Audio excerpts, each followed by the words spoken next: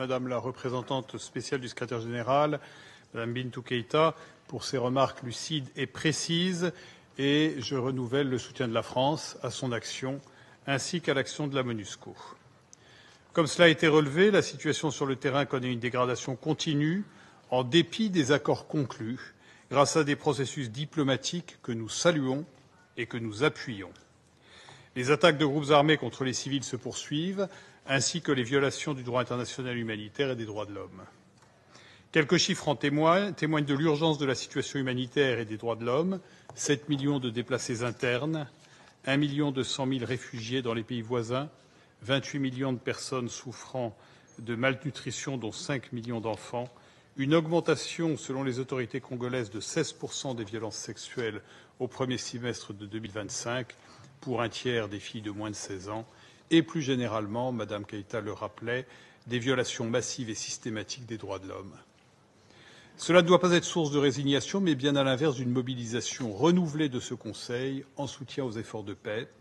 La France salue une nouvelle fois l'implication des États-Unis, du Qatar, du Togo, de l'Union africaine et des organisations sous-régionales, ainsi que de leurs facilitateurs. J'insisterai aujourd'hui sur 3 points.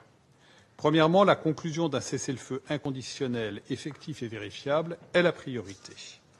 La MONUSCO a vocation à jouer un rôle opérationnel dans la vérification d'un tel cessez-le-feu et dans l'appui à la mise en œuvre des accords de paix. Elle est la seule force internationale déjà présente sur place et disposant des capacités et de l'expertise requises. Ce rôle est esquissé à la fois par la résolution 2773 de ce Conseil, l'accord de paix de Washington et la déclaration de principe de Doha. Deuxièmement, la mise en œuvre intégrale de la résolution 2773 de ce Conseil demeure une obligation qui s'impose à tous les acteurs. Cette résolution souligne les paramètres principaux de la résolution du conflit. Le retrait des forces rwandaises de défense du territoire congolais, la neutralisation des forces démocratiques de libération du Rwanda, l'arrêt du soutien aux groupes armés, y compris celles des forces rwandaises de défense au M23. La France encourage les parties à honorer de bonne foi leurs engagements et à permettre des progrès concrets dans leur mise en œuvre. Nous soutenons également la poursuite des échanges entre le gouvernement congolais et le M23 à Doha en vue d'un accord global de paix qui soit conforme à l'objectif de restauration de l'autorité étatique de la RDC. Le respect de la souveraineté et de l'intégrité territoriale congolaise est non négociable. La poursuite de l'expansion territoriale du M23 ainsi que la mise en place d'administrations parallèles illégales doivent cesser immédiatement. Troisièmement, la France réaffirme son plein soutien à la MONUSCO et à la mise en œuvre de son mandat pour protéger les civils, avec les ressources nécessaires à l'accomplissement de ce mandat.